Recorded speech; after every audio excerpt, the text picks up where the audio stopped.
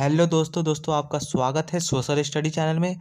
तो दोस्तों आज हम भूमंडलीयकृत विश्व का बनना पार्ट 3 क्लास 10 से इस पार्ट को हम विस्तार रूप से पढ़ेंगे।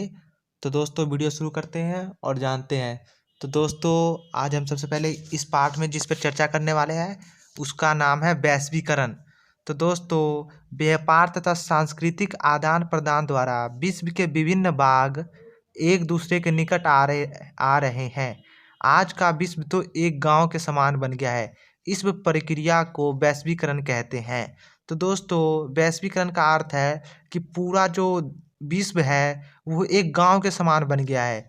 एक देश का सामान दूसरे देश में जाके बिकता है। तो इस प्रक्रिया को हम वैश्वीकरण कहते हैं। दोस्तों आशा करता हूँ कि वैश्वीकरण आपको अच्छे से समझ आ गया होगा। तो दोस्तों आगे बढ़ते हैं। तो दोस्तों अगला है सिल्क मार्ग। तो दोस्तों मध्य एशिया और दक्षिण एशिया को मिलाने वाले मार्ग को सिल्क मार्ग कहा जाता है। दोस्तों मध्य एशिया तथा दक्षिण एशिया को मिलाने वाले मार्ग को सिल्क एशिया कहा जाता है। वास्तव में यह मार्ग एक श्रृंखला थी। इसने भूमंडलीयकरण तथा वैश्वीकरण में बहुत बड़ी भूमिका निभाई। दोस्तों ये जो मार्ग था वो वैश्वीकरण में बहुत ही बड़ी भूमिका निभाई। तो दोस्तों अभी तक हमने 2 पॉइंट कर लिए। आशा करता हूँ कि आपको ये दोनों पॉइंट अच्छे से आ गए होंगे। तो दोस्तों अब अगला करते हैं आयरलैंड में आलू का अकाल। दोस्तों 1845 से 1849 के बीच आयरलैंड में आलू का भीषण अकाल पड़ गया था। दोस्तों 1845 से लेकर 1849 के बीच में आयरलैंड में आलू का अकाल पड़ गया था। आलू के अकाल के कारण आयरलैंड में लगभग 10 लाख लोग भूखमरी के कारण मर गए थे और इससे 2 गुने लोग काम के तलाश में अपना आयरलैंड मतलब घर वहाँ का घर छोड़ के अन्य प्रदेश चले गए थे। तो दोस्तों ये भी पॉइंट आपको अच्छे से समझ आया होगा, मैं आशा करता हूँ। तो दोस्तों अगला पॉइंट है कॉर्न लॉ।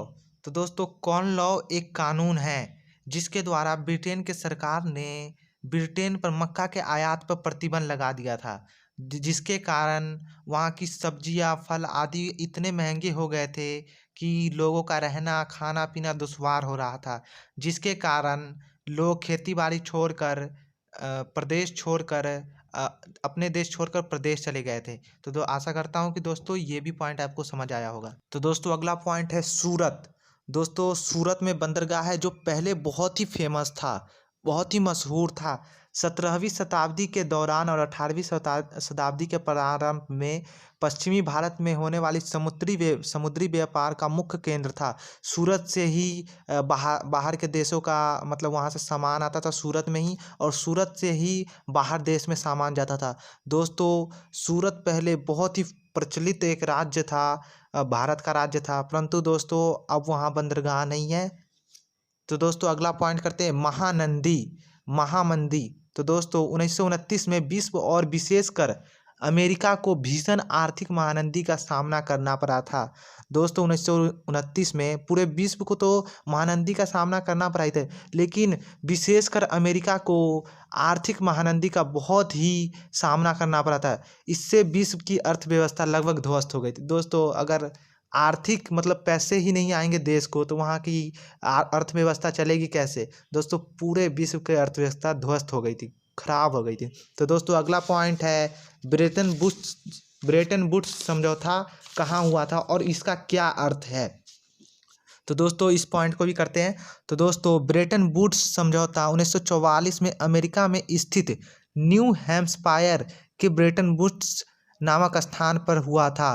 और दोस्तों ब्रेटन वुड्स समझौता का मतलब जो उद्देश्य था वो था आर्थिक स्थिरता को बनाए रखना और लोगों को रोजगार देना। और दोस्तों इसके लिए मतलब सब लोगों को रोजगार देने के लिए राष्ट्रीय मुद्राओं और मौद्रिक व्यवस्था को अंतर्राष्ट्रीयकरण किया गया। तो दोस्तों अगर आपको आज का वीडियो अच्छा लगा हो तो वीडियो को लाइक करना, अपने दोस्तों में शेयर करना और कमेंट करना ना भूलना, और ऐसे ही मज़ेदार वीडियो पाने के लिए चैनल को सब्सक्राइब करना। तो मिलते हैं अगले नए वीडियो, तब तक के लिए बाय।